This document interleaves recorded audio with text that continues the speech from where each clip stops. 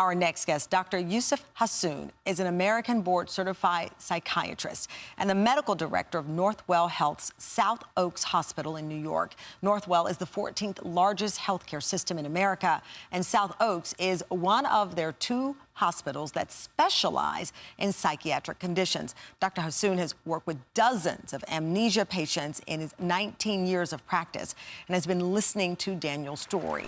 He joins us now. Welcome, doctor. Thank you for having me. Absolutely. So you've been listening to this story, you've been watching, and for many people, it's really hard to understand how amnesia happens and how your life literally can erase and it be caused by stress potentially. Well, I think it's important to understand a few things prior to engaging in a discussion about amnesia is what are the causes of amnesia. And in this case, all known causes that are frequently causes of amnesia, whether it is related to strokes or other, have been what we call ruled out. So the question becomes, is this related to a psychiatric experience that they're having, meaning a pathological process by which the patient is experiencing a loss of memory. The case is, I have to say, is unique in the, specifically based on the time period that we're talking about, 20 years.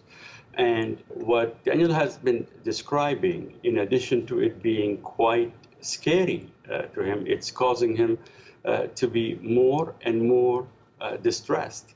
And I have to say, there hasn't been a lot of focus on the here and now. Why do you think that that's important, the here and now, versus trying to find those 20 years of his life? Because he no longer recognizes his child, his parents. So why wouldn't it be important to recover those memories? Oh, it's definitely important. But in order for us to get there, we need to have him be in a better place now, in order to have the strength, in order to have the focus, in order to have the energy to engage in that type of process. If he's going to be busy dealing with the daily stressors of him having seizures, of him dealing with the outside world, let's just say, who does not understand what he's going through, that by itself is going to be overwhelming and stressful for him. Wow. That will probably put him in a place that he is not able to be ready for dealing with finding out what exactly happened and how is it that he lost all this time. You make the point about the outside stress and trying to explain this.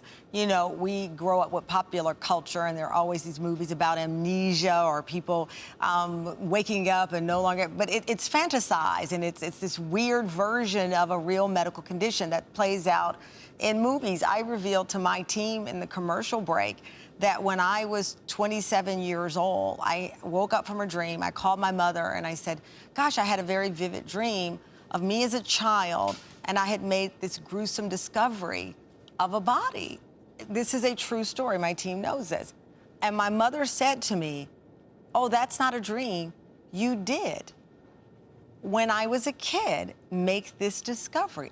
It was 20 years later that I recalled it in a dream. So are these memories hiding or are they forgotten? I dropped this bomb of a story on the public and you, but it happened.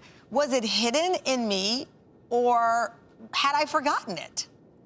Well, you gave an excellent example of how fascinating our brain and our psyche is. What happened to you specifically is far beyond what we expect children in general or anybody to really experience. But how would you be able to cope with all that information? What happened? How it happened? What does that mean? At that age, which you're really not ready to be able to comprehend. So this is the self-preservation. This is the self-protection that the brain allows us to do or does to us in order for us to go on with our lives. And what's even also more interesting is that at a later time, you recalled all this information. But guess what? You are better prepared now. You are better suited on multiple levels as far as comprehension, coping, even analysis of what happened and what does that mean. We tend to try and protect ourselves whenever we're around danger. Yeah. You know, even when we're not aware what danger is, the mechanism of the brain helps protect us. Daniel, I see that you're emotional. Obviously, this is a lot to process. Where's your head right now? What are you thinking right now? Just trying to process what I heard him say, like he said, the here and the now. It seems so insurmountable, so it just brings a lot of emotions. Dr. Hassoun, the emotional roller coaster that we've watched this hour with Daniel, how does that impact the search for the memory and to get his mind, to your point, well enough to heal, it sounds like? I couldn't help but see that a lot of times, and this must be very difficult for both of you, for all of you, to see that there isn't the attention to what you are experiencing right now. And that's not to anyone's fault. But your eagerness to get the answers, and you know, almost in a magical way as to why, when, how, and how do we correct. During that process, we're losing, you know, 3 valuable individuals who wants to live, enjoy, do what every family does, is enjoy their moments and live a life without pain. So what are we doing to address that right now? And the example that Tamron also gave earlier is a good one. She was able to block a highly stressful event that at a younger age, she was not ready to deal with.